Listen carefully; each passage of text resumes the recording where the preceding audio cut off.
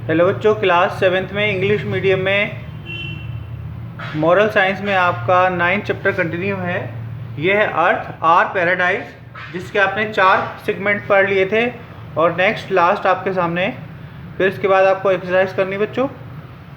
तो जोहट के विषय में बात हो रही थी। इट वर्कड, ये काम करता है। The several of jots heads recharge ground water and the tree plantation drive has help green the area.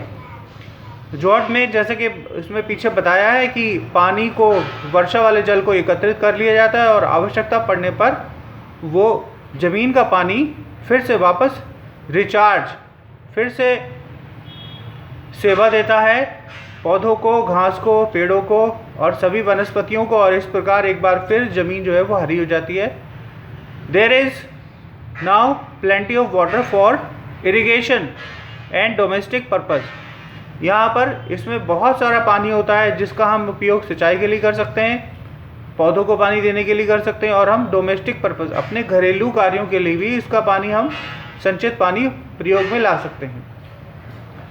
The farmers today harvest up to their crop a year, और एक साल में हमें पानी देना होता है अपनी फसलों को। इट हैज़ नाउ, तो ये पानी के रूप में भी एक संचित एक बड़ा स्रोत है।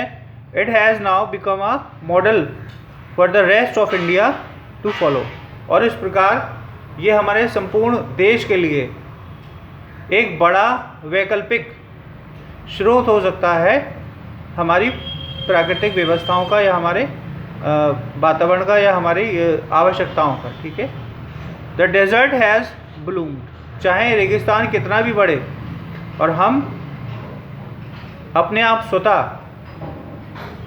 इस क्रियाकलाप का उपयोग करके हम अपनी आवश्यकताओं को पूरा कर सकते हैं। The people of Alwar, Alwar के लोग have proved that answer of the most environment problems, और इस प्रकार अलवर के लोगों ने इस मौसम की चुनौती का कड़ा मुकाबला करके अपने लिए एक नया विकल्प सुरक्षित कर लिया है, जो जीवन की समस्याओं को लड़ने, जीवन की समस्याओं के प्रति पूरा उपयोग करेगा। Traditional wisdom compiled with the social mobilisation and technological knowledge, और उन्होंने अपने तकनीकी ज्ञान का प्रयोग करके अपना वही प्राचीनतम बुद्धि और विवेक का परिचय दिया है। They carried out in the letter and spirit, इसका प्रयोग वे बहुत बड़ी मात्रा में कर रहे हैं और आगे भी। व्हाट द करंटली, जो कि करंट हमें, जो कारण हमें बताए जाते हैं, जो हम सिखाते हैं। He is also has appointed you as the